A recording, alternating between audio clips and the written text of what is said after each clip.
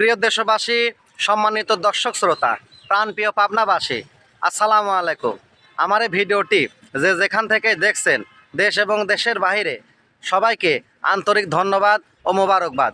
আমি এখন অবস্থান করছি পাবনা কেন্দ্রীয় ঈদগাহ ময়দান। সংক্ষিপ্ত পরিচিতি, ভিডিও চিত্র এবং ঈদের সালাত কখন অনুষ্ঠিত হবে তা আপনাদেরকে জানাবো। ঐতিহ্যবাহী পাবনা এই ঈদগাহ মাঠে সকাল 8টা থেকে সালাত অনুষ্ঠিত হবে। অতএব আপনারা সকল ধর্মপ্রাণ মুসলমান পাবনা জেলা ও আশপাশের যত মুসল্লিরা আছেন অবশ্যই এখানে সালাত আদায় করবেন। তবে প্রাকৃতিক দুর্যোগ বা বৃষ্টিবাদল হলেও ঈদগাহ কমিটি সালাত আদায়ের ব্যবস্থা রেখেছে, অতএব হতাশা হওয়ার কোনো প্রয়োজন নাই। প্রিয় দেশবাসী, সম্মানিত দর্শক শ্রোতা, প্রাণপ্রিয় পাবনাবাসী, আসসালামু আলাইকুম। এখন আমি পাবনা আরিফপুর কেন্দ্রীয় ঈদগাহ মাঠে অবস্থান করছি। পবিত্র ঈদুল আজহা উপলক্ষে এখানে ঈদের সালাত অনুষ্ঠিত হবে। কেন্দ্রীয় গোরস্থান, কেন্দ্রীয় মসজিদ, কেন্দ্রীয় মাদ্রাসা ও কেন্দ্রীয় ঈদগাহ মাঠে সংক্ষিপ্ত পরিচিতি ও ভিডিও চিত্র আপনাদের মাঝে তুলে ধরব। পাবনা শহর থেকে মাত্র 1.5 কিলোমিটার দূরে পাবনা শহর অনন্ত টু হাজিরহাট এর মধ্যস্থতায় কেন্দ্রীয় ঈদগাহ মাঠটি অবস্থিত। দক্ষিণ রাঘবপুর আরিফপুর কেন্দ্রীয় ঈদগাহ মাঠ ঐতিহ্যবাহী একটি ঈদগাহ মাঠ। এখানে 17ই জুন রোজ সোমবার সকাল 8টা থেকে ঈদের সালাত অনুষ্ঠিত হবে। সবাইকে পবিত্র ঈদুল আজহার শুভেচ্ছা ও ঈদ মুবারক, ঈদ মুবারক, ঈদ মুবারক।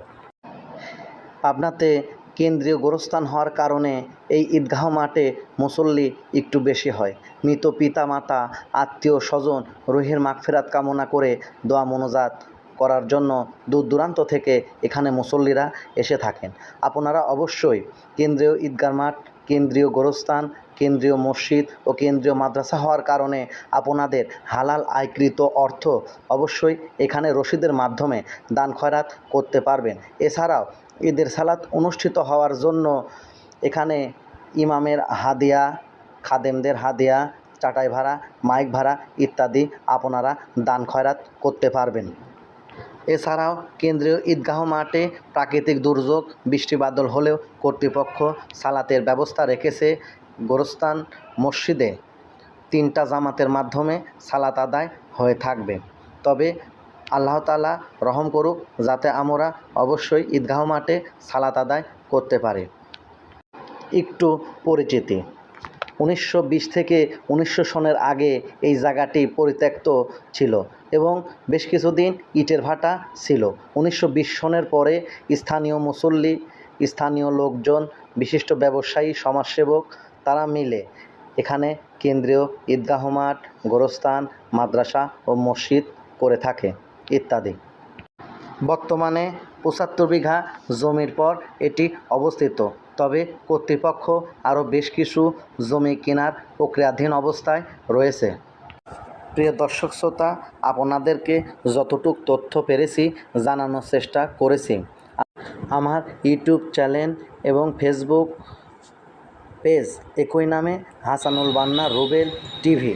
আপনারা সবাই ফলো দিয়ে পাশে থাকবেন এবং সাবস্ক্রাইব করবেন। ধন্যবাদ। প্রিয় দেশবাসী, সম্মানিত দর্শক শ্রোতা, প্রাণপ্রিয় পাবনাবাসী, আসসালামু আলাইকুম।